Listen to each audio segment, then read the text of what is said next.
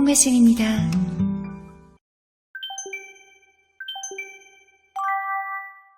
안녕하세요. 중국어도 가르치고 가끔 노래도 부르는 노래하는 중국어쌤 박홍매입니다. 얼마 전에 이런 댓글을 구독자분이 남겨주셨습니다. 성조 너무 어려워요. 제가 박치, 음치다 보니 성조가 또 안 되는 건지 제가 말하면 상대방이 못 알아들어요. 발음은 맞는데 성조만 틀린 건데 그래서 성조가 진짜 중요하구나 했습니다. 해도 늘지가 않네요. 네. 이런 고민을 갖고 계시는 분들이 꽤 계실 것 같아요. 음치, 박치라서 잘 안 되는 것 같다. 결론부터 말씀드리자면 음치, 박치랑은 별 상관이 없습니다. 음과 박자가 그렇게 중요하다면 중국어를 하는 그 14억 중국인들은 다 음과 박자를 잘 맞추고 노래도 잘해야 되잖아요. 근데 중국인 중에도 음치, 박치가 엄청 많습니다. 제 유튜브 채널 이름이 노래하는 중국어쌤인데요. 제가 노래를 조금 하기 때문에 중국어 잘하는 것도 아닙니다. 저는 제 인생에 처음 말씀드리지만 제 인생에 가장 많은 시간을 투자한 게 노래 연습일 정도로 초등학교 때 있었던 어떤 사건을 계기로 노래 연습에 정말 많은 시간을 투자하게 되었고 그래서 지금 좀 노래를 하게 된 것이고요. 제가 노래하는 중국어 쌤이라고 해서 노래와 중국어가 어떤 연관성이 있는 건 전혀 아닙니다. 그러니까 음치, 박치이기 때문에 중국어를 못한다고 생각하실 필요는 전혀 없습니다. 다만 음과는 조금 연관성이 있어요. 사실 이 음이요 중국어 발음에서 굉장히 중요하긴 합니다. 음치랑 상관없다면서 음과 연관성이 있다 하면은 뭔가 앞뒤말이 안 맞는 것 같지만 좀 자세히 말씀드리자면 음치이신 분들은 죄송하지만 노래를 못하세요. 왜냐하면은 음악의 그 멜로디는요 도레미파솔라시도 도레미파솔 이렇게 음이 하나하나 다 그 위치에 정확하게 들어맞아야 돼요. 퍼즐 맞추듯이 약간의 틈이라도 생겨서 그 한 개의 음의 위치가 살짝이라도 올라가거나 내려가도 노래할 때 음정이 불안해서 듣는 사람들도 좀 불편하죠.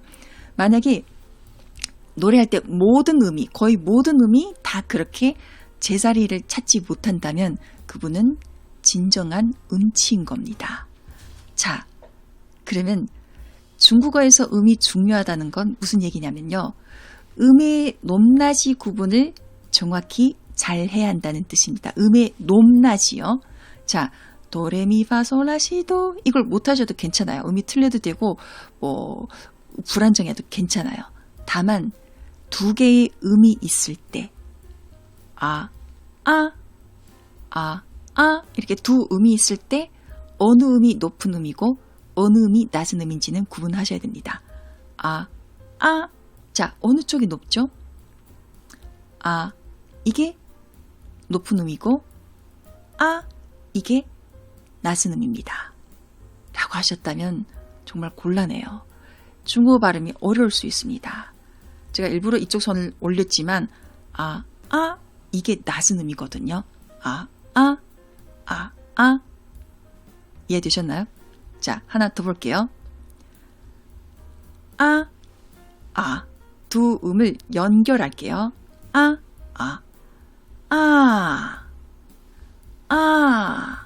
자, 이건 높은 곳에서 낮은 곳으로 내려가는 걸까요? 아니면 낮은 데서 높은 곳으로 올라가는 걸까요?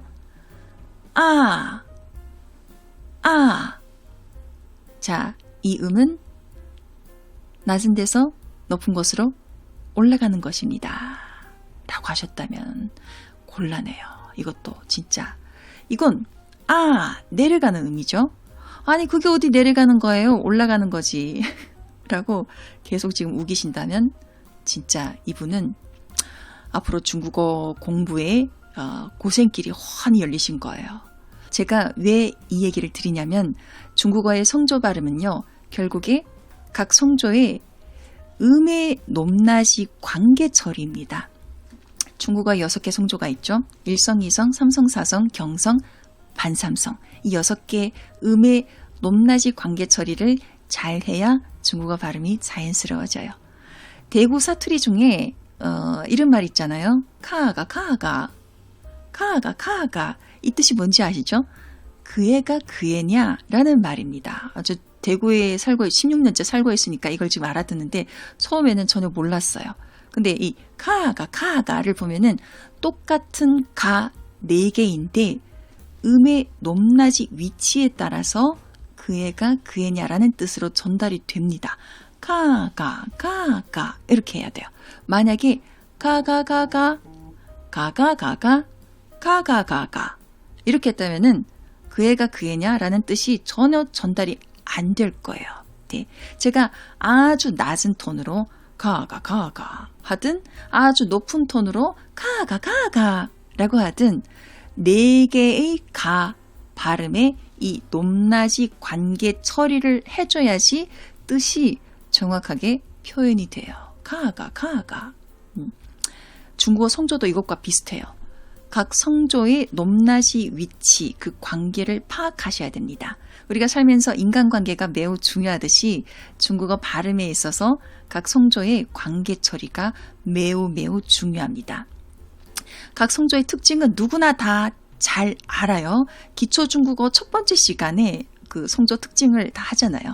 한번 들으면 다 이해할 수 있는 쉬운 내용입니다. 1성은 평평하게, 2성은 올라가고, 3성은 또 살짝 꺾었다 올라가고, 4성은 내려가고, 경성은 살짝 점 찍어주고. 네. 각 성조의 특징은 중국어 공부 조금만 하셔도 다 알고 계세요.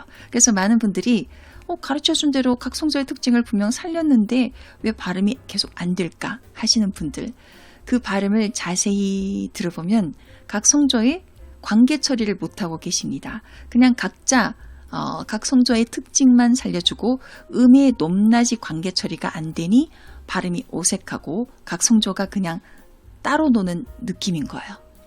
중국어 성조는 간단하게 기본만 말씀드리면 일성을 기본 음정으로 본다면요. 자, 이 기본 음정이라는 게 사람마다 각자 다릅니다.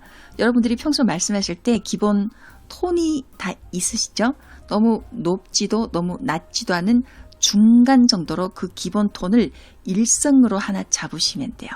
저 같은 경우는 목소리가 좀 톤이 낮기 때문에 그냥 이 정도로 하거든요. 근데 어떤 분들은 기본 톤이 높으시면은 이렇게 할 수도 있습니다. 근데 내가 낼 수 있는 가장 높은 톤을 일성으로 하면 안 돼요. 왜냐하면은 2성과 4성의 높은 부분이 1성보다 좀 더 높은 곳에 있기 때문에 1성을 제일 높게 잡으면은 그 위를 더 올라가지 못해요. 그러면은 우리가 노래할 때 삑사리가 생기는 것처럼 음이탈하거나 아니면은 이제 발음이 벌써 이상해지겠죠. 예를 들어서 밥을 먹다 할 때의 吃饭 자, 1성 4성입니다. 吃饭 치를 이 톤으로 했다면은 좀 더 올라가서 饭 吃饭 이렇게 발음을 해야 돼요. 근데 이 일성 톤을 굉장히 높게 잡아서 吃 하면은 그 위를 또 올라가지 못해서 吃饭 이렇게 7 아래에서 사성을 할 수밖에 없어요. 네. 그러면은 자, 일성도 정확하게 일성 특징을 살렸고 饭 이렇게 사성도 내려가는 특징을 살렸습니다. 근데 두 성조의 관계 처리가 안 돼 있어요. 일성에 조금 높은 곳이 올라가서 사성을 발음해야 되는데 그게 안 되니까 발음이 어색해지는 거죠. 너 밥 먹었어? 你吃饭了吗? 근데 你吃饭了吗? 吃饭了吗? 이렇게 일성 아래서 사성을 발음하게 되면은 어색해지는 겁니다. 그래서 일성은요, 내가 낼 수 있는 그 전체 발음의 톤, 전체 폭에서 한 중간 정도로 일성 톤을 하나 잡으시면 돼요. 자, 그리고 반삼성은요, 일성의 그 더 아래 내려가서 가장 낮은 곳에 내려가 있습니다. 아까 전체 폭이 이 정도라고 했죠. 그러면 가장 낮은 곳에 있는 게 반삼성이에요. 그리고 2성과 4성의 가장 높은 부분은 1성에 조금 위에 올라가 있고 낮은 부분은 1성에 살짝 아래 내려가요. 3성은 내려갔다 꺾어서 올라가는데 1성 위로 올라가지 않는 게 좋습니다. 그냥 1성의 아랫부분에서 살짝 꺾었다가 깔끔하게 끝내는 게 가장 자연스러워요. 예를 들어서 3시 하면은 3点 3시 일성, 삼성이죠. 3点. 우리가 삼성의 기본 발음을 배울 때 보통 点 이렇게 배웁니다. 근데 点 이렇게 하는 발음은 중국에 거의 없어요. 3시라고 해도 3点, 点. 거의 반삼성과 비슷하게 발음하시면 되는데 지금 몇 시예요? 现在几点?现在3点. 3点. 이 일성의 아래에서 깔끔하게 딱 끝내는 게 좋은데 만약에 이걸 올라가면 있잖아요. 3点 이렇게 좀 어색해지는 거거든요. 오버해서 발음하는 것 같은 이런 느낌을 줍니다. 이게 각 성조의 기본 위치인데 또 어떤 특정된 감정이 들어갈 때는 이 룰이 깨질 때도 있습니다. 예를 들어서 现在3点 지금 3시라고 했어요. 근데 나는 지금 1시 정도인 줄 알았는데 3시라고 하니까 깜짝 놀랐어. 그래서 지금 3시라고? 이렇게 깜짝 놀라는 감정을 넣어서 반문을 했습니다. 이럴 때는 现在3点 点 이렇게 일성의 위에까지 끌어올려서 또 발음을 합니다. 이런 경우도 있거든요. 이게 기본적인 룰이 깨질 때예요. 자, 이 기본적으로 각 성조의 위치, 즉 이제 높낮이 관계 처리를 하되 어떤 특정된 감정이 들어갈 때는 살짝씩 이 룰이 바뀌기도 한다는 거. 네, 이런 디테일한 부분은 사실 제가 따로 런칭한 중국어 발음 강좌에 다 담았어요. 각 성조의 관계 처리는 중국어 교육에서 사실 그렇게 많이 다뤄지지 않고 있습니다. 거의 본 적이 없어요. 기초 단계에서 각 성조의 특징만 주로 강조하고 바로 읽기에 들어가죠.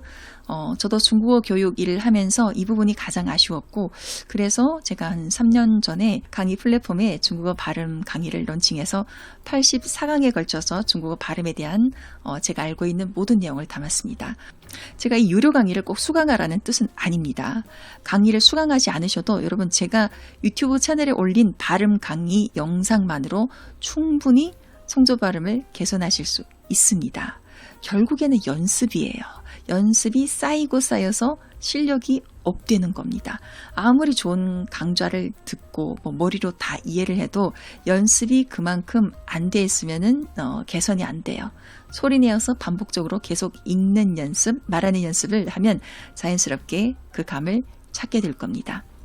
제가 예전에도 어느 영상에서 말씀드렸는데 우리가 처음에 컴퓨터 키보드를 익힐 때 기역, 니은, 어디 있는지 눈으로 보면서 겨우겨우 한글을 입력했잖아요.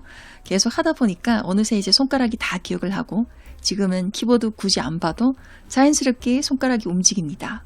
오히려 키보드 보고 입력하라고 하면 모르겠어. 어디에 뭐가 있는지. 중국어 발음도 지금은 하나하나 생각하면서 발음해야 되고 자꾸 헷갈리고 하지만 연습이 쌓여서 어느 정도 감을 잡게 되면 다 잘하게 되실 거예요.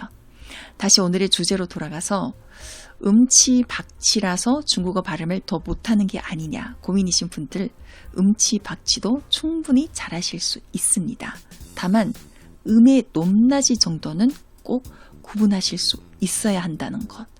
저는 음의 높낮이도 구분 못하겠어요 하시는 분들은 음 높낮이를 구분하는 연습부터 먼저 하시길 바랍니다. 왜냐하면 중국어 성조 발음은 각 성조의 특징도 있지만 각 성조들의 높낮이 관계 처리가 매우 중요하기 때문입니다. 좀 도움이 되어드렸는지 모르겠네요. 오늘 영상 좋으셨다면 좋아요, 구독, 알림 설정 잊지 마시고요. 저는 다음 영상에서 또 인사드리겠습니다. 지금까지 홍매쌤이었습니다. 再见.